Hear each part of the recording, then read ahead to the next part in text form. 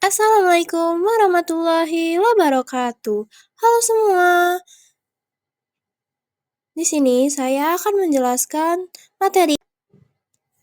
Assalamualaikum warahmatullahi wabarakatuh. Diagram pencar. Oke, sebelum itu mari saya akan memperkenalkan diagram pencar. Perkenalkan, nama saya Askia Nafiza Husna dengan nomor absen 7 dari kelas 11-1. Oke, selanjutnya kita akan masuk. Perkenalkan, nama saya. Nah, diagram pencar itu apa sih? Diagram pencar atau diagram scatter biasa juga disebut diagram tebaran atau scatter plot, yaitu sebuah diagram yang digunakan saat kita perlu menyajikan data yang terdiri atas dua. Nah, diagram pencar itu apa sih? Diagram pencar atau diagram. Nah, diagram pencar itu digunakan untuk menunjukkan ada atau tidak adanya hubungan atau korelasi antara dua variabel kuantitatif pada data bivariat. Kedua variabel tersebut dinamakan variabel bebas yang disimbolkan dengan. Nah, diagram pencar itu digunakan untuk menunjukkan ada. Selanjutnya ada juga jenis-jenis variabel dibagi dua, yaitu variabel bebas dan juga variabel terikat. Yang pertama, variabel bebas merupakan variabel yang memberikan pengaruh terhadap variabel lainnya. Disebut juga variabel independen atau variabel stimulus atau variabel input atau variabel. Selanjutnya, ada juga jenis-jenis variabel dibagi dua, yaitu variabel bebas dan juga variabel terikat.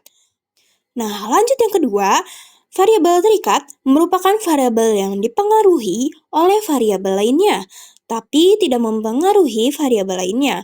Disebut juga variabel dependen atau variabel output atau variabel respons. Nah, lanjut yang kedua, variabel terikat merupakan variabel yang dipengaruhi oleh variabel lainnya, tapi tidak mempengaruhi. Selanjutnya ada korelasi. Korelasi itu apa sih? Korelasi merupakan hubungan antara dua variabel, disebut korelasi. Semakin dekat titik data membentuk garis lurus, berarti korelasi antara dua variabel semakin tinggi atau hubungannya semakin. Selanjutnya ada korelasi. Korelasi itu apa sih? Korelasi merupakan hubungan antara dua variabel. Nah, yang pertama ini ada korelasi positif. Titik-titik cenderung membentuk pola naik dari kiri bawah ke kanan atas. Artinya, jika nilai variabel X meningkat, nilai variabel Y juga cenderung meningkat. Nah, yang pertama ini ada korelasi positif. Titik-titik. Lalu, yang kedua ada korelasi negatif. Titik-titik cenderung membentuk pola turun dari kiri atas ke kanan bawah. Artinya, jika nilai variabel X meningkat, nilai variabel Y cenderung menurun. Nah, lalu yang kedua ada korelasi negatif. Titik-titik cenderung membentuk pola turun dari kiri atas ke kanan. Nah, yang terakhir ini tidak ada korelasi. Titik-titik tidak membentuk pola tertentu, menunjukkan bahwa tidak ada hubungan yang jelas antara kedua variabel. Seperti contoh gambar di samping ini. Nah, gambar ini kan tidak ada. Nah, yang terakhir ini tidak ada korelasi. Titik-titik tidak membentuk pola tertentu, menunjukkan bahwa tidak ada hubungan yang jelas antara. Selanjutnya ini ada bentuk tren data bivariat dari diagram pencar. Nah, bentuk tren data ini. Selanjutnya ini ada bentuk tren data bivariat. Nah, yang pertama ini linear. Pola penyebaran titik-titik menyerupai garis lurus seperti di bawah ini. Ada gambar grafik dan titik-titiknya juga menyerupai garis lurus. Dan juga pokoknya dia teratur dan terlihat seperti garis lurus. Lalu yang kedua ini non-linear. Pola penyebaran titik-titik membentuk lengkungan. Nah, yang pertama ini linear. Pola penyebaran titik-titik menyerupai garis lurus seperti di bawah ini. Selanjutnya kita akan menjelaskan langkah-langkah dan juga cara menggambarkan diagram pencar. Nah, yang pertama ini menentukan variabel bebas dan variabel terikatnya. Lalu yang kedua, membuat sumbu mendatar yaitu sebagai sumbu X dan juga sumbu tegak itu sebagai sumbu Y.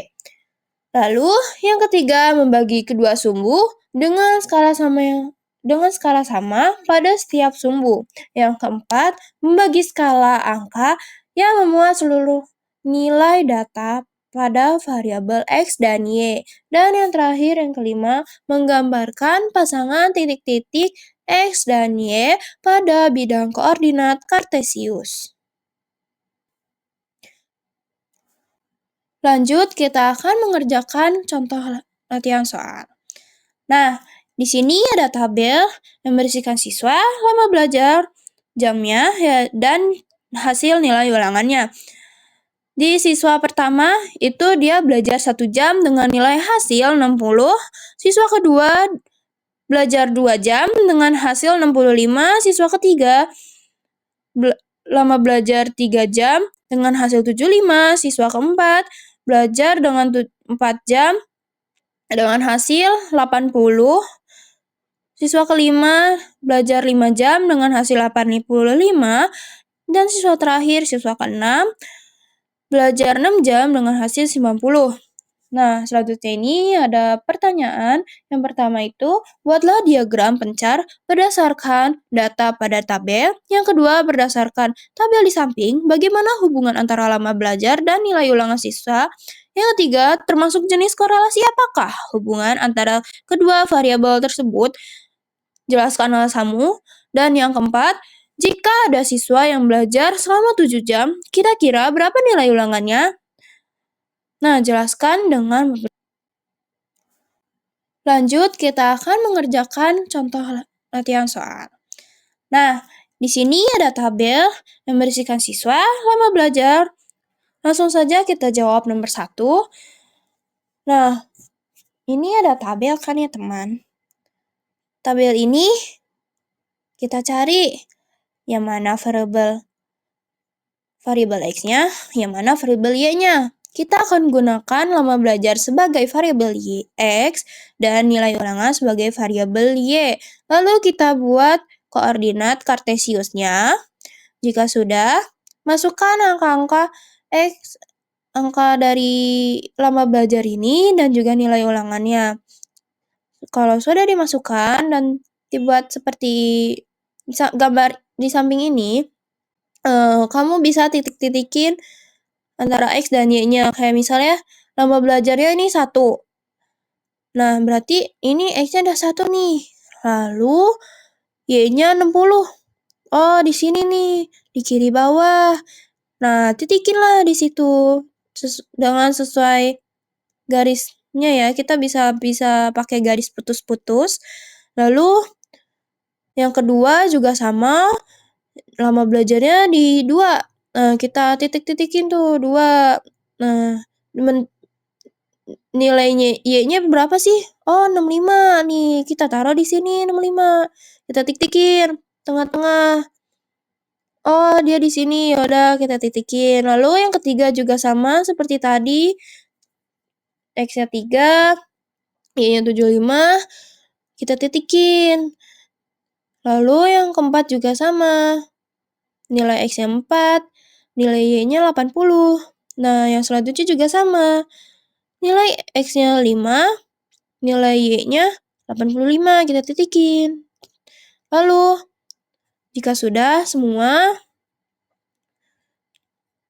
kita bisa lihat, oh sudah hasilnya udah jadi nih, seperti ini, oke. Kita sudah menemukan diagram pencarnya lama belajar dengan nilai ulangannya. Langsung saja kita jawab nomor 1. Nah, ini ada tabel kan ya teman? Tabel ini kita cari yang mana variabel. Nah, soal kedua ini bagaimana hubungan antara lama belajar dan nilai ulangan siswa. Nah, semakin lama belajar, semakin tinggi nilai ulangannya. Lalu yang ketiga, itu termasuk jenis korelasi apakah hubungan antara kedua variabel tersebut. Nah, jenisnya itu korelasi positif karena nilai meningkat seiring bertambahnya waktu belajar. Lalu yang keempat ini, jika ada siswa yang belajar selama 7 jam, kira-kira berapa nih nilai ulangannya? Nah, diperkirakan sekitar 95 karena pola itu menunjukkan kenaikan konstan pada setiap 1 jam itu bertambah 5 poin ya teman. Lalu yang terakhir, apakah data di atas menunjukkan hubungan yang linear? Lalu mengapa? Nah, gambar grafik tadi itu menunjukkan hubungan linear, teman. Iya, karena titik-titik. Nah, soal kedua ini, bagaimana hubungan antara lama belajar dan nilai ulangan siswa? Nah, segitu saja penjelasan materi diagram pencar dari saya. Mohon maaf bila ada salah kata atau pengucapan. Wassalamualaikum warahmatullahi wabarakatuh. Nah,